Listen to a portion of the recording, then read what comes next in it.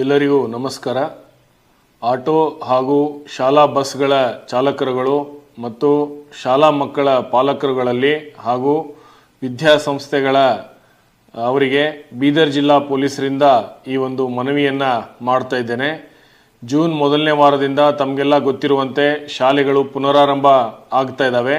ಈ ಸಂದರ್ಭದಲ್ಲಿ ಈ ಕೆಳಕಂಡ ಅಂಶಗಳನ್ನು ತಾವೆಲ್ಲರೂ ಕಡ್ಡಾಯವಾಗಿ ಪಾಲಿಸುತ್ತೀರೆಂದು ಭಾವಿಸ್ತಾ ಇದ್ದೇನೆ.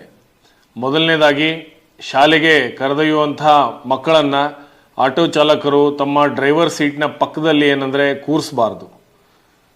ಪಾಲಕರು ಆಟೋ ಚಾಲಕರಿಗೆ ಕಡಿಮೆ ಹಣಕ್ಕಾಗಿ ಚೌಕಾಶಿ ಮಾಡದೆ ತಮ್ಮ ಮಕ್ಕಳ ಸುರಕ್ಷತೆ ಬಗ್ಗೆ ಕೂಡ ಎಚ್ಚರಿಕೆ ವಹಿಸಬೇಕಾಗ್ತದೆ.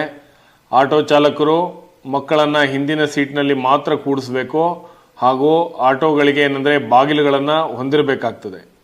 ಇನ್ನು ವಿದ್ಯಾಸಂಸ್ಥೆಯವರು ಈ ಕುರಿತು ಪಾಲಕರಲ್ಲಿ ವಾಟ್ಸ್ಆ್ಯಪ್ ಸಂದೇಶಗಳನ್ನು ನೀಡೋದರ ಮೂಲಕ ಮಾಹಿತಿಯನ್ನು ತಲುಪಿಸಬೇಕು ಅಂತ ಅವರಲ್ಲಿ ಕೇಳ್ಕೊಳ್ತೇನೆ.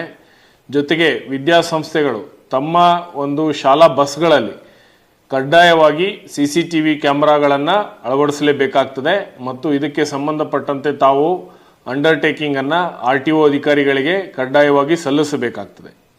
ಆಟೋ ಮತ್ತು ಶಾಲಾ ವಾಹನಗಳು ಫಿಟ್ನೆಸ್ ಸರ್ಟಿಫಿಕೇಟು ಮತ್ತು ಇನ್ಶೂರೆನ್ಸು ಇವುಗಳನ್ನು ಹೊಂದಿರುವಂಥದ್ದು ಕಡ್ಡಾಯವಾಗಿರ್ತದೆ.